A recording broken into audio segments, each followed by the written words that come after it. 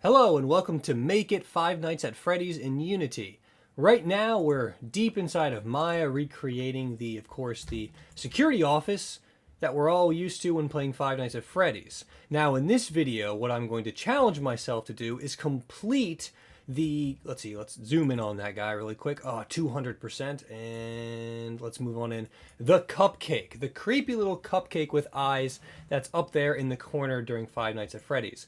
Not only am I going to model this damn thing, I'm going to 3D print it as well. So hopefully I'll model it in a way that easily can go out to Kira, and then I'll post another video with the results. And, I'm really hoping it turns out well. I don't know why I'm doing this. It's just a personal challenge, but hey, why not? I think it'd be kind of a cool thing to have on my desk. So let's go ahead and jump on in. Actually, first of all, I want to take a screenshot of this little guy. Let's go into Photoshop then and make a reference image for me to use. File, new, okay, Control V, and come on, Control V, please. All right, let's go back in and take another print screen and Control V it. There we are. Let's grab a square element and move this around somewhere about there. Enter, perfect. And let's just try to make this a bit easier to see. There we are. And save this on out as reference imagery. Let's just do this as a JPEG. We'll go under reproduce it, Five Nights at Freddy's, and put this under, where's my Maya? FNAF Maya and source images, and call this Cupcake _ ref. Let's jump on back into Maya real quick. Now the cupcake itself sits on top of this little station right over here. Now the one that I have isn't correct. This one looks a lot wider, more interesting, or maybe there's two separate elements. Hard to tell. So let's just use that as sort of an example. I'm going to go ahead and create a cube really quick, scale this on down, move it on up here, frame it up, and let's do D, move that to the bottom and move it on top. Move it to the top and just get it on top of there, somewhere there. And take a look at the scale of this object. This object is something like right here, I think. And it's a bit taller than what I have in terms of the maximum size. And then of course we have that little candle coming out the top. So let's go with that. I'm going to go ahead and file, export this asset out. The idea behind this was I just got a general scale, a sense of the object. You do not have to do this at all. You could scale it to be whatever you want to, or model it however you want to, and just scale it down afterwards. File, save scene, file, open scene. Let's go ahead and find my cupcake real quick. Frame on up. And actually, given the size of this object and kind of the units I'm using in my scene, it might be better for me just to go ahead and scale this thing on up. Whoops. There we are, something like that, making my life a little bit easier. Now, taking a look at the reference material, it looks like it's a cylinder with some of the sides pulled in ever so slightly. If we take a look at this, we have 1, 2, 3, I'm guessing 4 pull-ins. Therefore, if we do some quick math in our heads, 4, 4, 8, 12, 16. I'm guessing something about like 16 sides to this object with them pulled in. So let's go ahead and here make a cylinder and hide this. Bring this one on up, use the pivot point again, bring it to the bottom, bring it over there, come in here, put this to 16 really quick, and begin grabbing every other element. So 1, 2, 3, 4, 5, 6, 7, and 8. I'm going to go ahead and just ever so slightly scale those inwards. Now, I can, of course, we can do a smooth operation on this if we want to. It's probably not a good idea. Whoops, lost my selection there while I was doing some things. So let's go ahead and just move these in ever so slightly, just to give it a bit of interest. Look at it again. It looks like the top is a bit wider out, as I would expect of a muffin. There we are. And then we have the actual top, which is very spherical. So if we bring in a sphere, why not? Bring it to the top. Bring this down to the bottom. We can scale this on up beyond that range. Right click. Let's go to face mode and delete all the elements at the bottom. Then we have this left over. Let's go ahead and keep scaling this up just a wee bit, but I'm going to scale it inwards down here. Take a look at how this is supposed to be. And I'm not really liking that. No, that's not what it's supposed to be. I'm going to push this side up and scale it down ever so slightly. Maybe something more along those lines. It looks like the top gets a lot thicker a lot faster. So if we go over to soft select mode and for some reason I'm just not getting visual feedback from soft select, but it looks like soft select itself is working, so we're just going to go with it. I'm going to kind of round this thing out a bit. Yeah, but I want to grab the bottom and just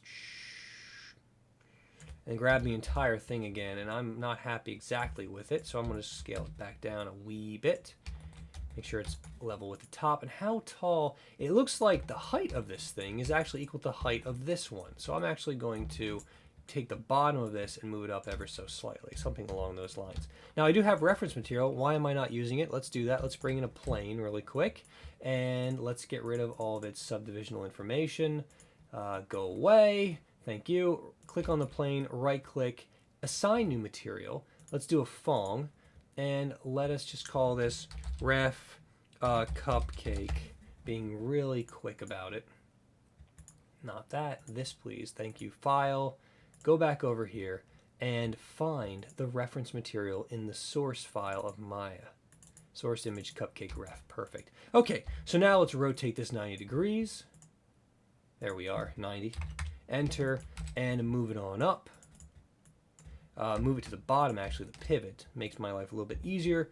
There we are. And scale this thing up from that pivot, something along those lines. Take a look at it from the side really quick. Continue to scale it up until I get something I think is going to work. And let's go ahead and go to X-ray mode really fast. And actually, wow, I was pretty dead on. That was pretty good for just winging it. So next up, we need to carve out these eyes. And we kind of need this frosting effect going around the bottom as well. This is probably going to be where I use the 2 key to begin moving these elements up and down, something like along those lines.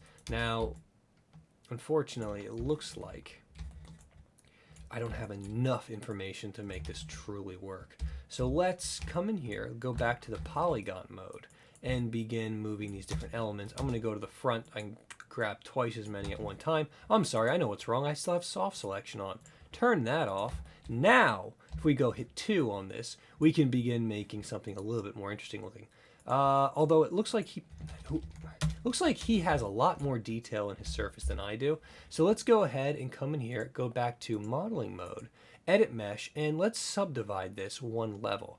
So let's go to smooth and do one level, hit smooth, and there we are. We have twice as much detail now in the same space.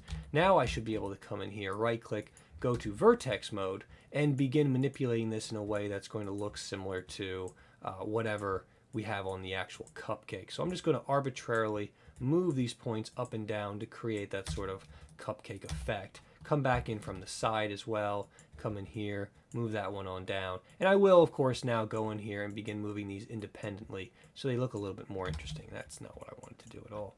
Right click, vertex mode. Looks like I put one vertex above the other over here. So make sure I grab both of them and bring them a little bit further down. And you can come up, and you on the back side can come up as well. Great. That's working for me a little bit. I'm not going to carefully study the reference material on this one. It doesn't matter to me exactly how it's dripping up and down, just that it is, replicating that effect.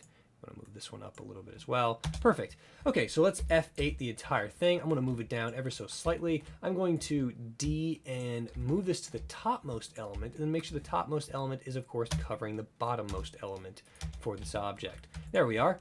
Now, so I believe I have this in 3 mode right now. Yeah, I do. Okay. So next up are these weird eyes that I need to carve out of this object. Oh, and it makes me wish that I had started with a simpler mesh and carved them out earlier, because right now trying to do this at this moment is probably going to be a little bit of a pain in the butt. Yeah, just a wee bit of a pain in the butt. So let's just kind of scale this up ever so slightly, give myself a little bit more easy time. And I'm going to go ahead and nuke the faces that I feel are closest to being in the right area. And I'm probably just going to mirror this entire mesh over afterwards, something like that. Delete those elements right there, And yeah, you can see, ooh, that looks horrible. All right, well, we're gonna figure it out.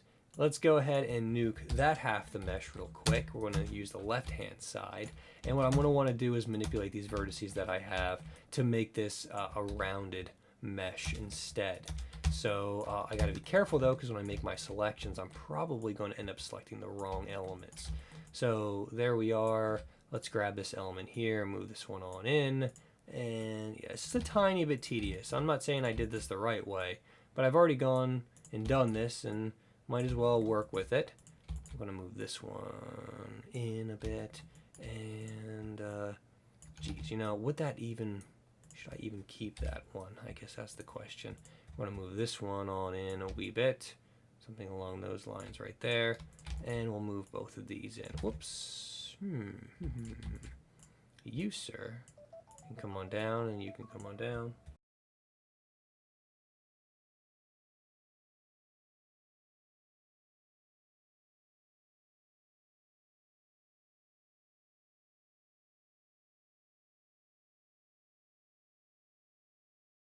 Okay, so I was quiet for a few moments there. I got a phone call, but the idea here is that I have basically just created sort of the general outline for what I want here. I am going to give this object a little bit of thickness though, so I'm going to go ahead and grab the entire thing, right-click, and do an extrusion. Now, of course, we saw a huge failure right there. It looks like I did not have the ability to fuse these vertices together on when I did it. So let's go to the front view and do a quick selection right down the center of this object. And of course, go to vertices, merge vertices, make sure my tolerance is very low, hit apply, and take another look at it and just make sure I didn't do anything I didn't want to. Looks good to me. If I hit the 1, 2, or 3 key, it looks like it's one solid object, so I'm pretty good there. Let's go ahead and hit 1, right click, go to extrude, and just pull this object out from itself ever so slightly just to give it some thickness. This is going to become important when I actually do the 3D print. Now there are some problems popping up in this mesh already that I can see right here. I've got some pop-ups right there, but it shouldn't be too difficult to deal with. I can just grab these elements and just ever so slightly push them back in from where they came. Let's make sure I don't have anything else selected. Good. I'm going to come at it from the side for this particular problem and just push them back in right around there. Perfect. Control S to save this object again. F8, and good. So that's that bit. So next up I need these creepy eyes.